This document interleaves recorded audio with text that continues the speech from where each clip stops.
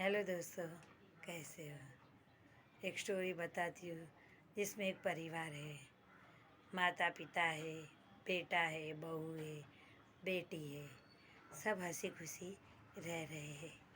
समय बीतता है, कान्हा जी की कृपा से बेटी ससुराल चली जाती है।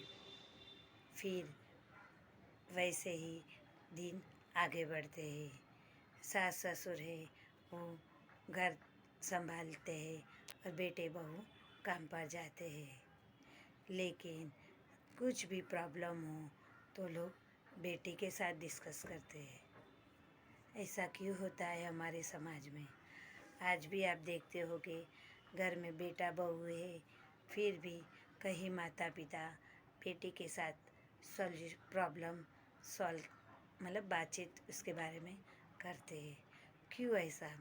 बेटे बहू को वो प्रॉब्लम नहीं बता सकते। कई बार अहम फैसले लेने होते हैं तो वो बेटियों को पूछते हैं। ऐसे इस परिवार में भी ऐसा ही था। कुछ भी बात हो तो बेटी को ही पूछा जाता था। घर में बहू थी, लेकिन बहू जॉब करती थी, लेकिन आकर भी उसे घर का काम ही सौंप दिया जाता था। बेटे से भी इतनी समस्याएं वो नहीं कहते थे। ऐसे ही दिन बीतते हैं। कई बार बहू को भी लगता है कि कुछ बात होती है, लेकिन हमारे साथ कोई डिस्कस नहीं करता है। फिर एक बार सास बीमार पड़ती है तो उसकी सेवा करनी होती है। तो बहू तो सेवा कर लेती है, क्योंकि वो भले जॉब करती थी, लेकिन आकर उसका सासू माँ का सब काम करते थे। फिर एक बार फ़ोन पर बेटी को कहा कि माँ बीमार है, तू आ जा।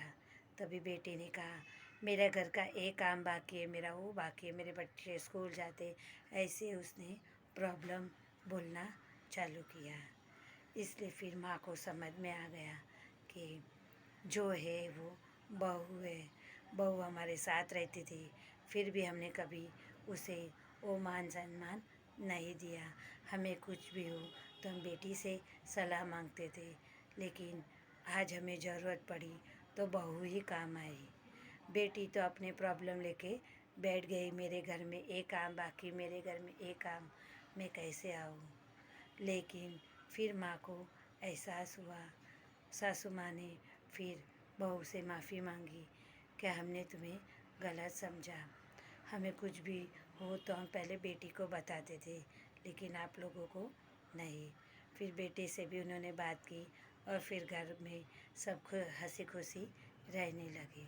दोस्तों, कई बार ऐसा होता है कि बेटियों को बहुत ही छूट दी जाती है और बहुओं से बहुत कुछ छुपाया जाता है, लेकिन ऐसा नहीं होना। आप बेटी को बता सकते हो तो यही बात बेटे बहू को भी बोल सकते हो। अहम फैसलों में बेटों का और बहू को भी शामिल करना चाहिए। दोस्तों, खुश रहिए। जय श्री कृष्ण।